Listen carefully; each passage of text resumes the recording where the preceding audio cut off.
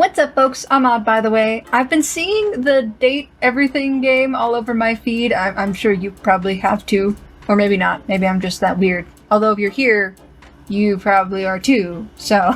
But I've been seeing the dating sim where you date objects in your house, and it's a sentimental and like very easily able to anthropomorphize things person that hit with me.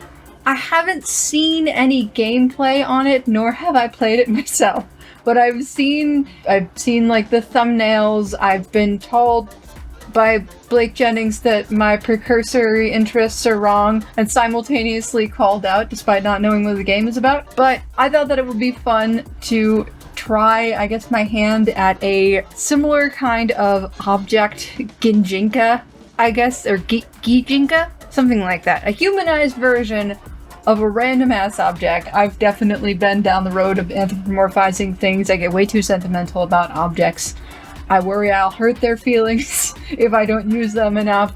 Once when I was working maintenance at a park, I considered deeply writing a, if satirical, very obscure piece of fiction about a sink. I thought that it would be super fun to just try and roll some random objects, which I found a random object generator, and I don't know what all the options are in the Date Anything game. I'm sure there are a lot, given the name. If I overlap with them, I have no clue, but if I do, maybe I'll watch something about it later, later on after I start making these to see where my aesthetic lines up with theirs, if at all. But I have no clue, like no preconceived notions of what these things are supposed to look like. And I might not even get something that's actually in the game, in which case, OC? But yeah, so we have just a random, it's just a text generator. I don't know how many objects are on here, but it will just give us a random everyday object, is what the title says. So let's just get into it and roll something other than what came up in the first, like, vanilla result. And probably we're gonna do 3, actually I should say beforehand as well, which could be a lot for humans for me, but we shall see. I think I could do it, because that's my usual anyway. A boop. There we go. I just had a very vibrant mental image. Thermometer. No. Oh my god. Oh, let me grab this. Just the minute I saw the word, I had like a vision, and not a pretty one. This may not be a very family-friendly video. Alright. No, okay, it could be a human thermometer, it could be the thermometer that I'm thinking of that is also for humans and animals, or it could be, actually, no, it's still called a thermometer when it's outside, right? I think so. But okay, that is our first character. It's very interesting, and I think I could see a character coming from this. Not in the image that popped in my head, but... Alright. Next selection. A sponge. These are getting very personal. It could be a sponge that you use to clean your dishes. It could be Scrub Daddy. Or Scrub Mommy. We have the Scrub Mommy because she has the abrasive side. Oh no. Legally distinct, of course. Okay. SpongeBob. Not SpongeBob, but you know, that's the vibe. Okay. And our final selection, in what is going to probably be the weirdest video I make this year, Dip. I might re-roll. I don't know if puddle really counts as like a... Yeah, it might really count as an object. Hello, the water cooler seal from Deltarune. But no, I think we're looking for household objects. Boop. A radio. Ooh, okay. I can work with that. That makes sense. And that is also probably in Date Everything. If that is not, I would be violently surprised. Same with thermometer. I don't know so much as sponge. Shoop. And yes, I'm just copy pasting these words, don't mind me. It is just called the thermometer when it's outside, right? I don't know why my brain is lingering on that. I had a thought about it for a second. I was like, is that the same thing? Yeah. Yeah. Yeah, that's called the thermometer too. Okay. I just thought it had a different name for some reason. I don't know what my brain was getting at. But okay, let me pop you guys down over to clips so we can see our options one more time before I put you over to speed paint voiceover. We have a thermometer. I guess I could choose as we go. I could see this going two directions. I could see a like an internal temperature thermometer, the kind that you stick in your mouth or other places. And that would probably make sense for the sexy aspect that a dating sim kind of wants to bring in, right?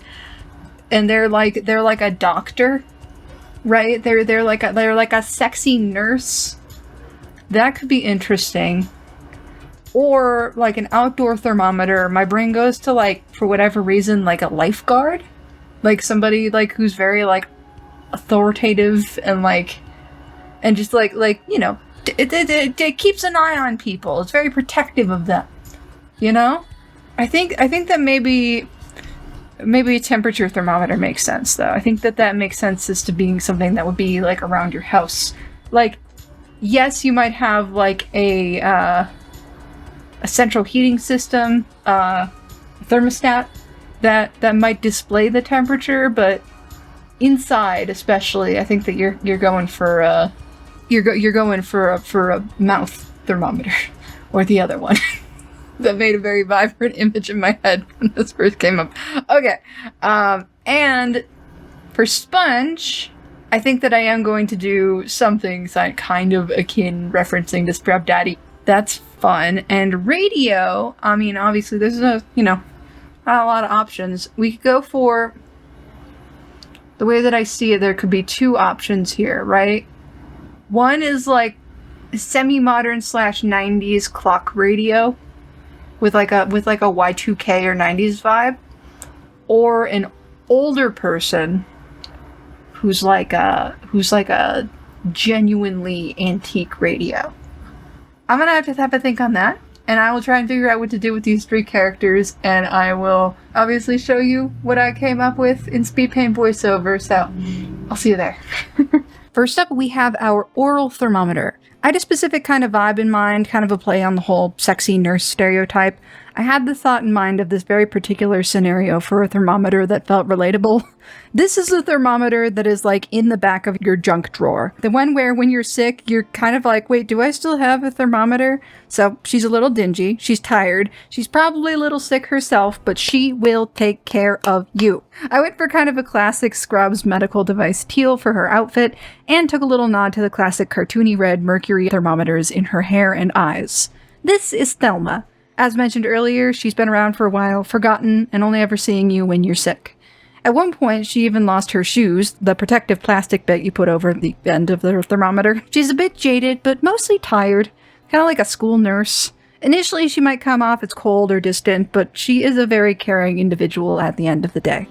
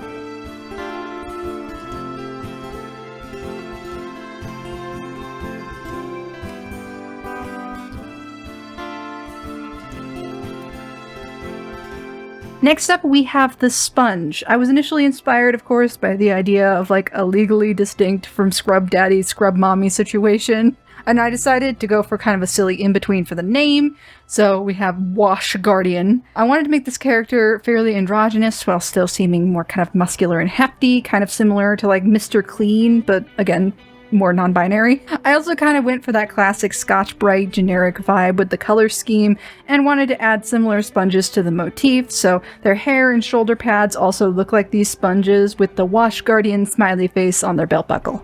This is Skip. Skip is hardy, loyal, and reliable. They're strict on cleanliness and keeping the whole kitchen in order. Some might find them a lot or even abrasive, but they're really a big softie once they warm up to you. Because the whole thing with Scrub Daddies, how they soften when they're warm. Okay, I'll leave now.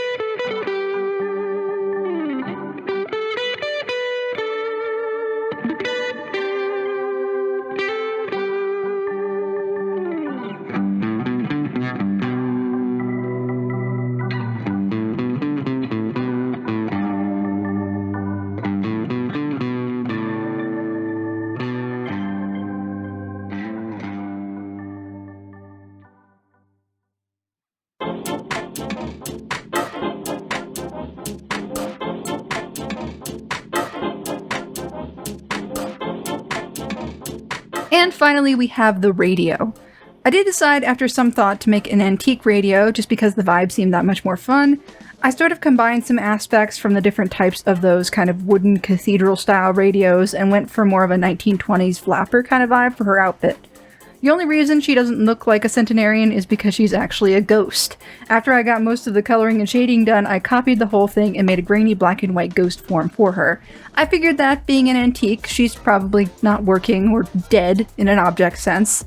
I decided to name her Enith, because it kind of sounds like Edith, and because one of the brands or versions seemed to be named Zenith, so I thought it would be funny that she kind of took on this name after the Z faded from her, like, bodice or something. Enith was trapped up in your attic for decades unworking. Now she's a spirit of nostalgia for a time gone by. Your grandmother's perfume, cigarette smoke. She still acts like the starlet she was, with a little bit of a worldly bite to her. She may be a bit old-fashioned, but she's seen it all, so nothing really surprises her. She was once the matriarch of this house, but finally outdone by her rival, the television, the very one that now sits up in the attic with her. She's not upset anymore now, just curious to see what might come next.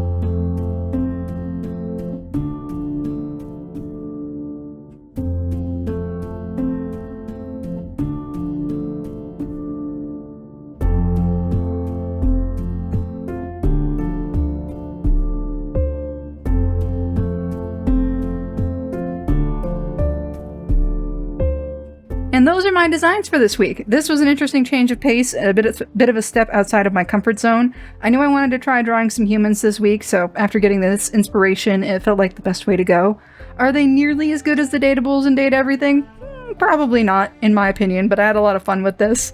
Which is your favorite? I think I still love Thelma, but Enith comes in with a close second.